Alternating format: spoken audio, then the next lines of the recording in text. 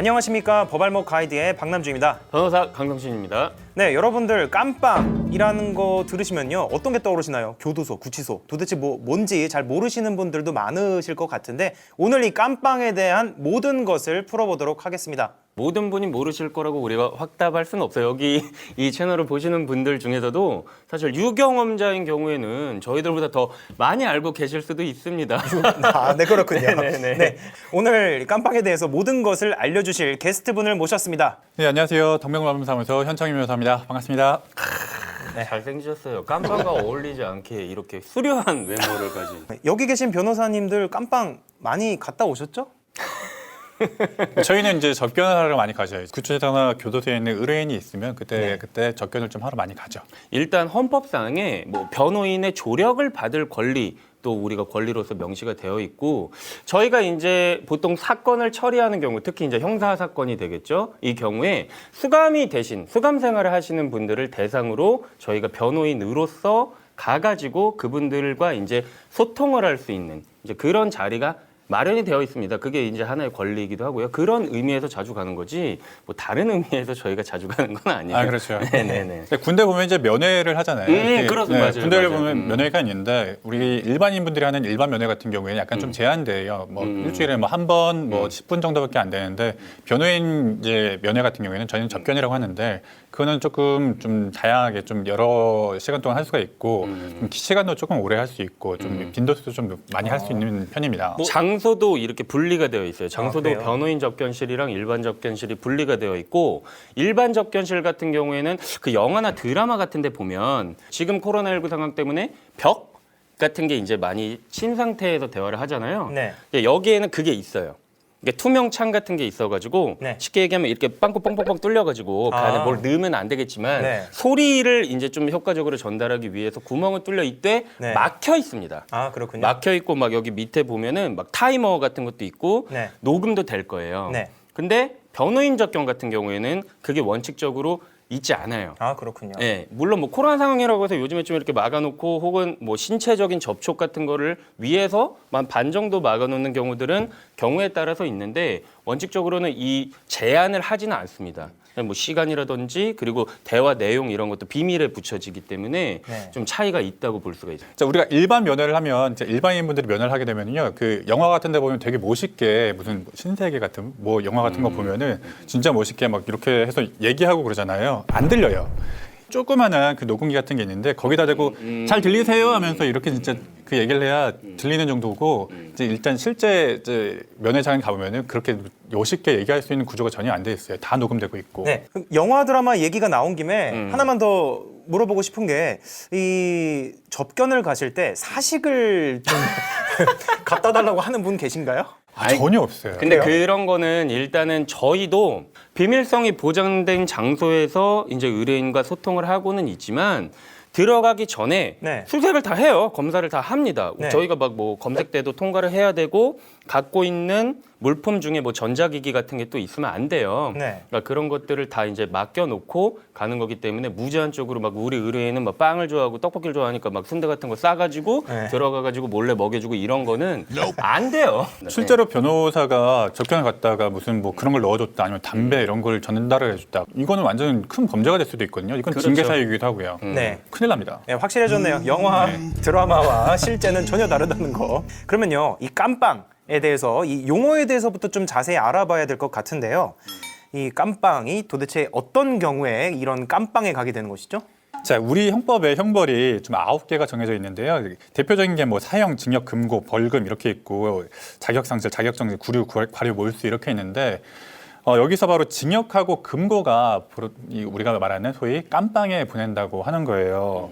만약 이 법정에서 뭐 징역, 이 금고가 선고가 되면 그 즉시 이제 법정 구속돼서 보통 구치소로 먼저 가는데 네. 그러면은 선고기일이 깜빵 가는 날이 될 수가 있는 거죠. 그러면 깜빵이라는 거는 교도소, 구치소 뭐 이런 두 개를 이렇게 통칭해서 말하는 건가요? 그렇죠. 일반적으로 일반인들이 뭐 많이 혼용해서 쓰시는데 교도소가 있고 구치소가 있어요. 네. 이 구치소라고 하면은 우리가 보통 아까 말씀해 주신 대로 뭐 확정되지 않은 미결 뭐 수용인들을 잠깐 뭐 거쳐간다고 하면 되는데 사실 우리는 구분을 잘 못하잖아요. 이게 그렇죠. 교도소인지 구치소인지. 근데 일반적으로 봤을 때 구치소가 시설이 조금 더 낫다는 평이 좀 있어요. 아, 그래요? 지내기가. 네. 그래서 교도소 같은 경우에는 조금 더 이제 좀 범죄가 확정된 범죄자들이 좀 모인다는 인식이 좀 있고 네. 구치소는 그래도 아직은 해볼 만한 사람들이 모여 있다는 인식이 있어가지고 보통 저희 의뢰인들 보면은 이제 구치소에 조금 더 오래 있고 싶어하는 경향이 좀 있죠.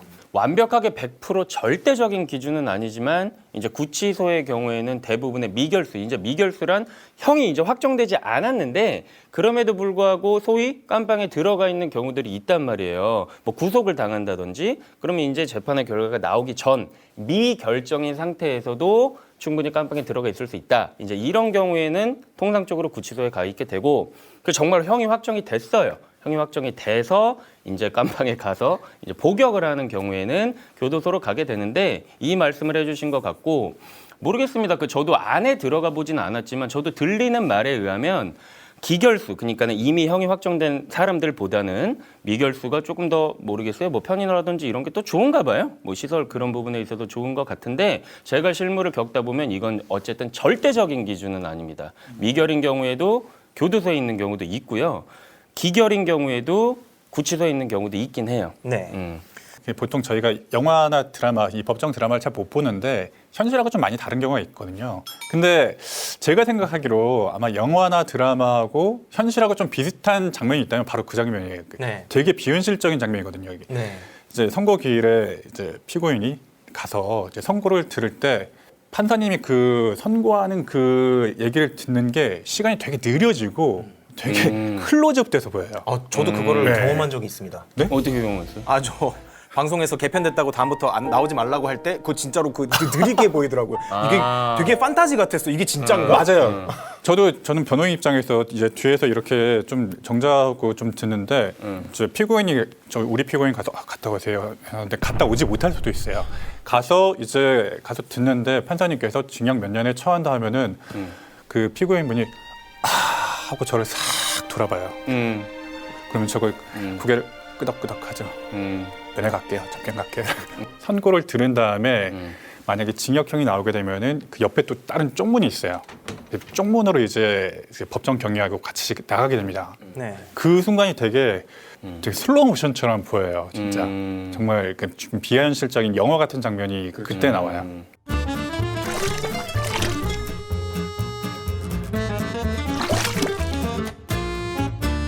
그러면은 만약에 이제 의뢰인이 이제 피고인이 이제 법정 구속이 될 것 같다라고 네. 한다면은 좀 알려주시는 팁 같은 게 있습니까?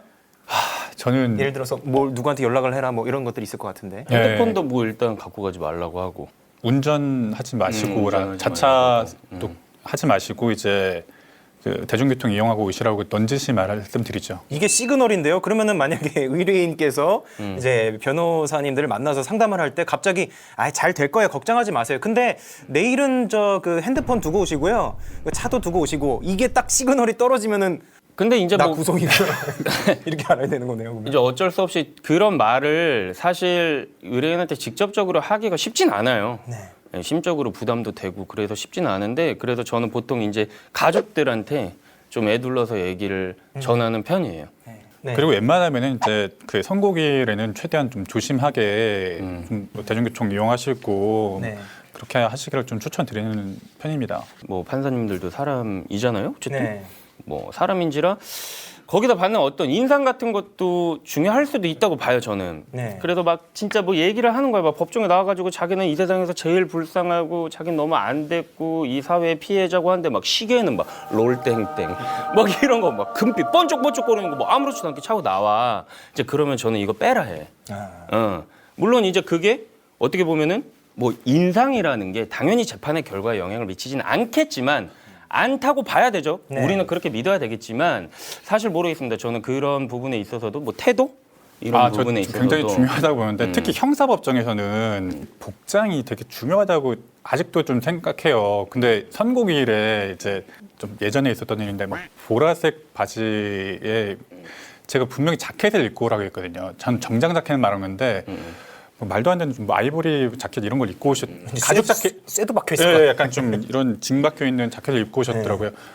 제가 자켓 입고 오라고 말씀드렸는데라고 하니까 자켓 가죽 자켓 하셔가지고 이 뉴스 기사를 보면은 이 판사가 뭐 징역 뭐 1년에 집행유예 3년 뭐 이렇게 하는데 이거를 솔직히 아는 사람은 당연히 아는 건데 모르는 분들이 계시더라고요. 보면은 뭐 징역 2년에 집행유예 3년 이러면은 아이고 그래도 징역 2년은 사네 이렇게 댓글이 달리기도 하는데 이거 좀 자세히 설명 부탁드립니다. 이게 집행유예는요, 이게 형사 법정에서 진짜 굉장히 중요한 개념이라고 볼 수 있어요. 제가 아까 징역하고 금고가 뭐 바로 뭐 깜빵에 보내는 거라고 했는데, 이 징역이나 금고, 요즘엔 벌금도 신설됐지만 징역이나 금고에는 집행유예라는 게 부과되는 경우가 있어요. 집행유예라는 것은 집행, 그러니까 깜빵에 보내는 것은 유예를 해준다. 당장 보내지 않겠다. 너희가 유죄인 건 맞는데 어떤 참작할 만한 사유가 있기 때문에 당장 교도소에, 구치소에는 보내지 않겠다라고 해주는 거예요. 그러니까 징역 2년에 집행유예 3년에 처한다라고 하면은 징역 2년의 유죄를 범한 것 자체는 맞는데 그 3년 동안, 집행유예 기간 동안 얌전히 살면, 다른 범죄 저지르지 않으면 이 집행을 면해주겠다. 깜빵에 보내지 않겠다라고 해주는 거거든요. 결론적으로 얘기하면 뭐 징역이나 금고형은 맞는데, 유죄는 맞는데 어떤 참작할 사유가 있어서 당장은 교도소에 가지 않는다, 구치소에 가지 않는다라고 하시면 될 것 같아요. 네, 그러면 어떤 피고인들은 집에 있다가 재판받으러 가기도 하고 어떤 피고인은 구치소에 있다가 가기도 하는데 뭐 둘의 차이는 왜 이렇게 일어나는 거죠? 물론 1심을 기준으로 하면은 이제 사전에 구속영장이 신청되는 경우가 있어요. 사전 구속영장. 우리가 뉴스에서 보면은 누구누구에 대해서 사전 구속영장이 발부되었습니다라고 하는 뉴스를 가끔 보는데, 우리가 보기에 쟤는 얼마나 나쁜 사람이었으면 사전 구속영장이 발부가 되는 거지? 사전에 영장을 치는 거지? 라고 생각할 수가 있는데, 모든 구속영장은 사전에 치는 거예요, 사실은. 네, 그렇죠. 그 사전 구속영장이 발부되는 경우는 중범죄 혐의가 있으면서 도주의 우려가 있고 증거인멸의 우려, 거주가 불분명한 경우에 사전 구속영장이 발부가 될 수가 있어요. 그러니까 그 상태에서 재판을 받게 되면은 소위 말하는 이제 포성줄 묻고 나와서 법정에서 재판을 받게 되는 경우가 있고, 그게 아니라 불구속 상태에서 재판을 받게 되면은 그냥 평상복 입고 나와서 재판을 받게 되는 경우이죠. 무거운 처벌을 받을 상황에 놓였다라는 것만으로도 도주의 우려가 있다라고 보기도 하나요? 도주의 우려에서 약간 하나의 그 지표가 될 수는 있죠. 워낙에 좀 중범죄를 저질렀다, 뭐 살인죄다, 뭐 그런 사회적으로 지탄받아 마땅한 그런 범죄를 저질렀다면은, 사실 사람이라는 게 그래요. 내가 이런 혐의를 받고 있으면은 약간 뭐 다 포기하고 좀 내가 숨고 싶은, 도주하고 싶은 심정이 들기도 하거든요. 네. 그런 경우에는 재판부도 그걸 미리 아는 거죠. 이런 정도 중범죄면은 구속을 시켜야 될 필요성이 있을 것 같다라고 보기도 합니다. 네.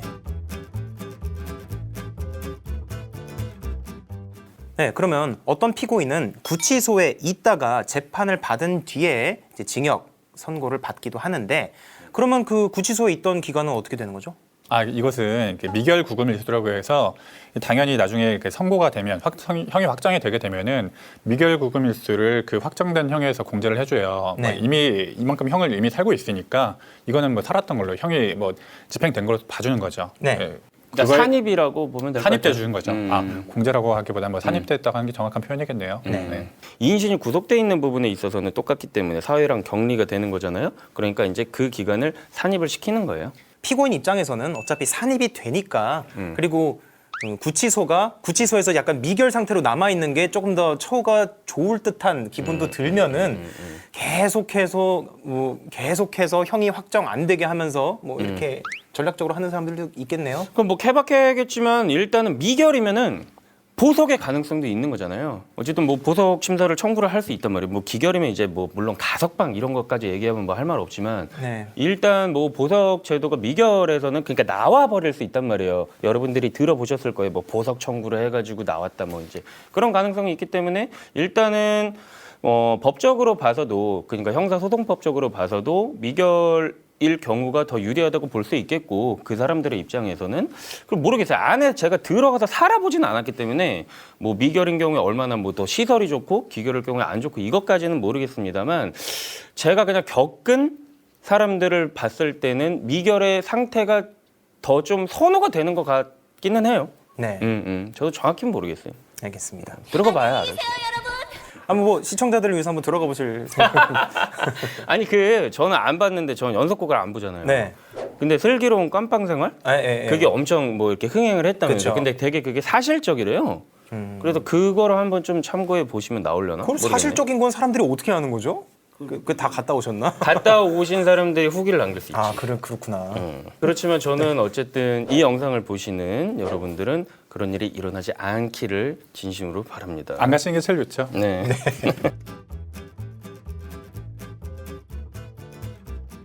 네, 오늘 이렇게 현창훈 변호사님과 함께 아주 살아있는 깜빵에 대한 아주 A to Z 모든 거 다 들어봤습니다. 추가적으로 질문 사항이 있으시다면요. 설명란에 있는 링크 타고 들어와서 댓글 한번 부탁드립니다. 감사합니다. 한 C까지밖에 안 한 것 같은데. 그래도 A to Z라 그래야지. 그래.